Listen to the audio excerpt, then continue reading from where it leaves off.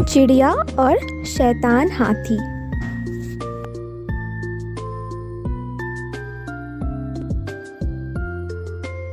सहारनपुर जंगल में बहुत सारे हाथी रहने के लिए आए, क्योंकि वहाँ बहुत सारा पानी उपलब्ध था।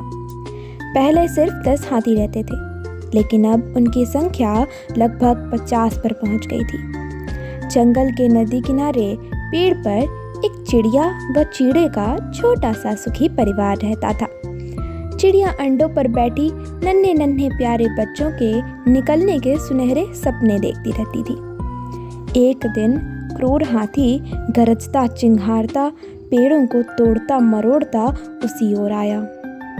देखते ही देखते उसने चिड़िया के घोंसले वाला पेड़ भी तोड़ डाला। घोंसला नीचे आ गिरा, अंडे टूट गए और ऊपर से हाथी का पैर उस पर पड़ गया। चिड़िया और चीड़ा चीखने चिल्लाने के सिवा और कुछ न कर सके। हाथी के जाने के बाद चिड़िया छाती पीट पीट कर रोने लगी। तभी वहाँ एक तोता आया। वह चिड़िया का बहुत अच्छा दोस्त था। तोते ने उसके रोने का कारण पूछा तो चिड़िया ने अपनी सारी कहानी कह डाली। तोता बोला, इस प्रकार गम में डूबे रहने से कुछ नहीं होगा। उस हाथी को सबक सिखाने के लिए हमें कुछ करना होगा। चिड़िया ने निराशा दिखाई। हम छोटे मोटे जीव उस बलशाली हाथी से कैसे टक्कर ले सकते हैं? तोते ने समझाया, एक और एक मिलकर 11 बनते हैं। हम अपनी शक्तियाँ जोड़ेंगे। कैसे? चिड़िया ने पूछा। मेरा एक मित्र सोरू है, हमें उससे सलाह लेनी चाहिए। चिड़िया और तोता सोरू से मिलने गए। सोरू बोला, ये तो बहुत बुरा हुआ। मेरा एक मेंढक मित्र है, आओ उससे सहायता मांगे। अब तीनों उस सरोवर के किनारे पहुंचे जहां वह मेंढक रहता था। सोरू ने सारी समस्या बताई। मेंढक बोला, आप लोग धैर्य से जरा यहीं मेरी प्रतीक्षा करें, मैं गहरे पानी में बैठकर सोचता हूँ। ऐसा कहकर मेंढक जल में कूद गया। आधे घंटे बाद वह पानी से बाहर आया तो उसकी आंखें चमक रही थी। वह बोला, दोस्तों, उस हत्यारे हाथी को नष्ट करने की मेरे दिमाग में एक बड़ी अच्छी योजना आई है। उसमें सभी का योगदान होगा। मेंढक ने जैसे ही अपनी योजना बताई, सब खुशी से उछल पड़े। योजना सचमुच ही अद्भुत थी। मेंढक ने दोबारा बारी बारी सबको अपना अपना रोल समझाया। कुछ ही दूर वह हाथी तोड़फोड़ मचाकर वह पेट भरकर खाकर मस्ती में खड़ा झूम रहा था। पहला काम सोरू का था। वह हाथी के कानों के पास जाकर मधुर राग गुंजाने लगा। राग सुनकर हाथी मस्त होकर आंखें बंद करके झूमने लगा। तभी तोते ने अपना काम कर दिखाया।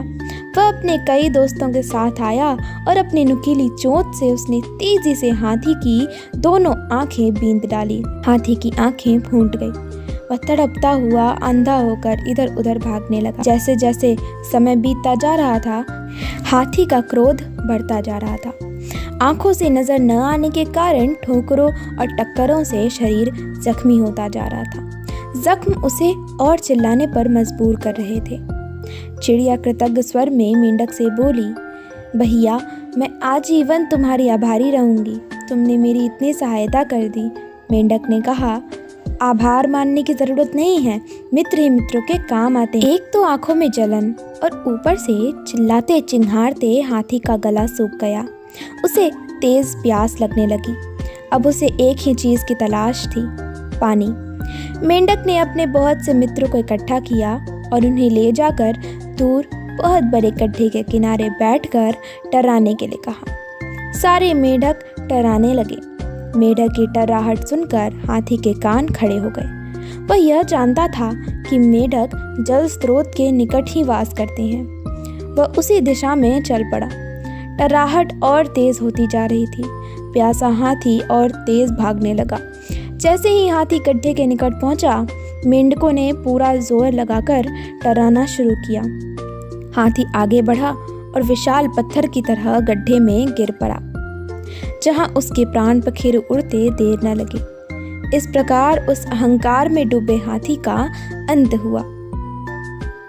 दोस्तों, अगर आपको ये कहानी पसंद आई हो तो लाइक, शेयर और कमेंट ज़रूर करें और हाँ, चैनल को सब्सक्राइब ज़रूर करें। धन्यवाद।